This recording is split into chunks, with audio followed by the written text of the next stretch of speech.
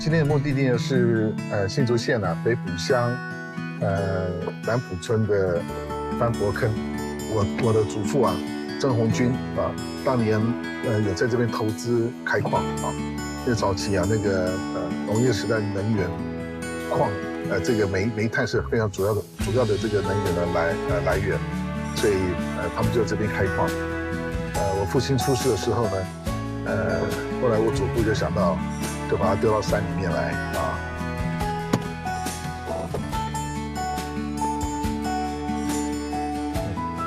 我們上次来的時候路還沒這麼好，現在可能就修過。对。他說以前是在這一圈的空地這一圈都倒了，房子倒了。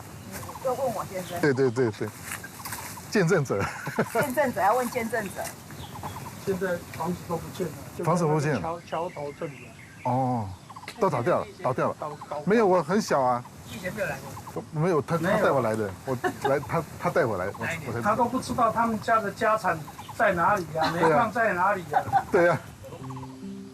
那我們都知道說，國民政府來以後台灣當時爆發了228事變。那228事变，我父親呢因為我父親可能就比較有野性那所以呢，當時就和他們班上的同學都當時參加了這個228的起義但是那個一下子3月9號，這個國軍整編第21師就到台灣來來平亂所以一下子呢大家就逃到，像我父親就逃回這個中港竹南中港的老家。等到綏靖結束後那後來就恢復上課我爸爸他們就回到學校裡面來這我父親跟我母親他們年輕時候的合照。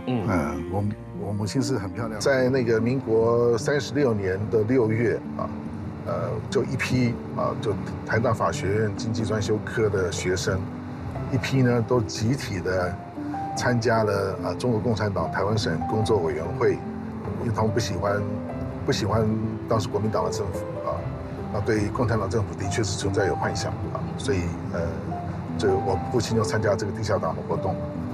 後來這個國民政府在台灣實施這個戒嚴白色恐怖，就開始在國內島內大肆的進行抓捕，逃了1年半，最後呢是在這個地方都躲在這個番婆坑。各位這邊來的話，今天很特別，因為正好有2位朋友來，這2位朋友跟這個洋樓過去的故事很有關係等一下再說一下。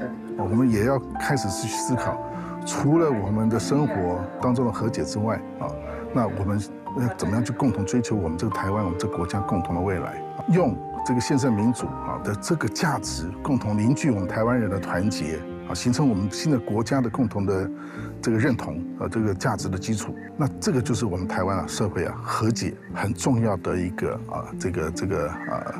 一個力量。